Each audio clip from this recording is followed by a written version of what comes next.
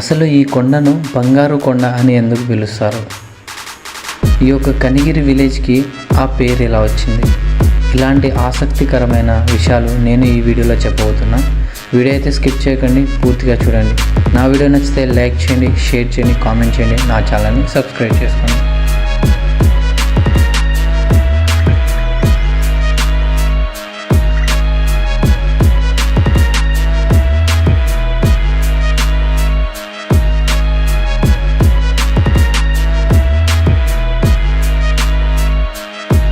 Entry అయితే ఘోరంగా ఉంది. హర్రర్ మూవీ తీయడానికి అయితే పక్కా పనికి వస్తుంది.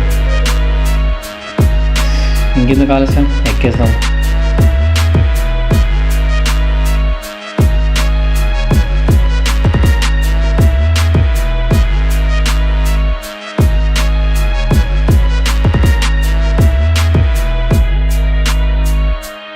ఇప్పటి వరకు బాగానే ఎక్కుతూ వచ్చాను. ఇక్కడ నుండి అసలు సినిమా ఉందనుకుంటా. సపోర్ట్ పట్టుకోవడానికి ఏం లేదు. మెట్లను చూస్తే ఆకాశానికే డైరెక్ట్గా మెట్లు కట్టినట్టుగా అనిపిస్తుంది. నాకు తెలిసి ఆల్మోస్ట్ కొండ ఎక్కేసానని అనిపిస్తుంది. నేనైతే ఎక్కేసానని అనుకున్నాను. ఇంకా పైకి వెళ్ళాలి.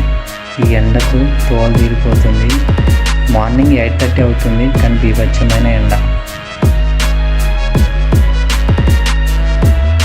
చూడండి ఒకసారి, ఇంత హైట్ వచ్చాను, ఎండ వేడికి అంత తడిసిపోయినా. ఫుల్లుగా ఎండకు ఫుల్లు ఉక్క వస్తుంది. ఇంకా పైకి ఎక్కాలి. ఈ పక్కన కనిపిస్తున్నాయి కదా మెట్లు. ఇప్పుడు వెళ్ళడం అంటే నా వల్ల కాదు. కాసేపు రెస్ట్ తీసుకొని వెళ్ళడం బెటర్.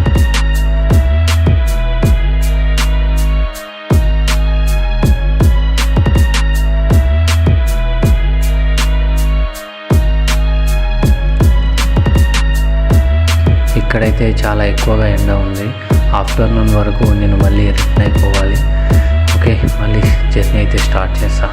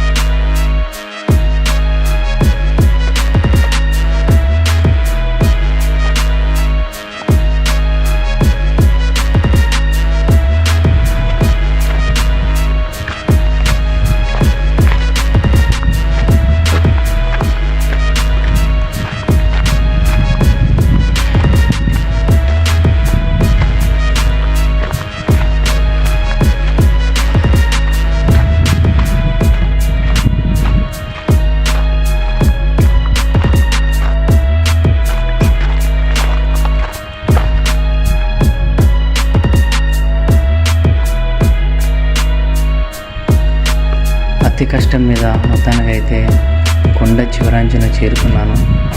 ఈ కొండ ఎత్తు 331 అడుగులు, అంటే దాదాపుగా 101 మీటర్ల ఎత్తు వరకు ఉంటుంది. వెంకటేశ్వర స్వామి నామం వద్దకైతే నేనైతే రీచ్ అయిపోయాను.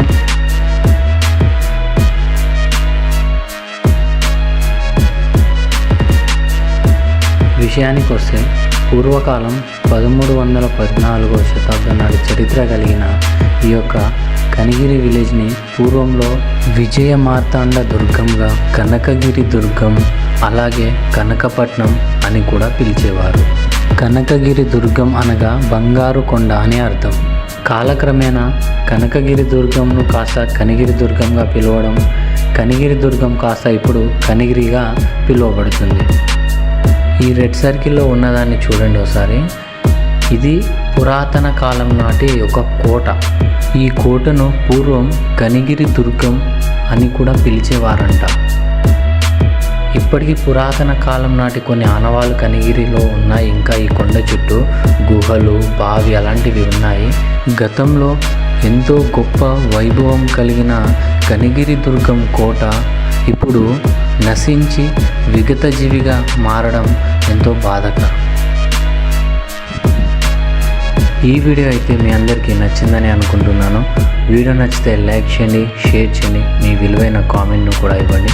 కొత్త వాళ్ళు ఎవరైనా నా ఛానల్ని మొదటిసారిగా విజిట్ చేసినట్లయితే సబ్స్క్రైబ్ చేయడం మాత్రం మర్చిపోకండి. మరొక కొత్త వీడియోతో మళ్ళీ మీ ముందుకు వస్తా. అంతవరకు అందరికీ టాటా.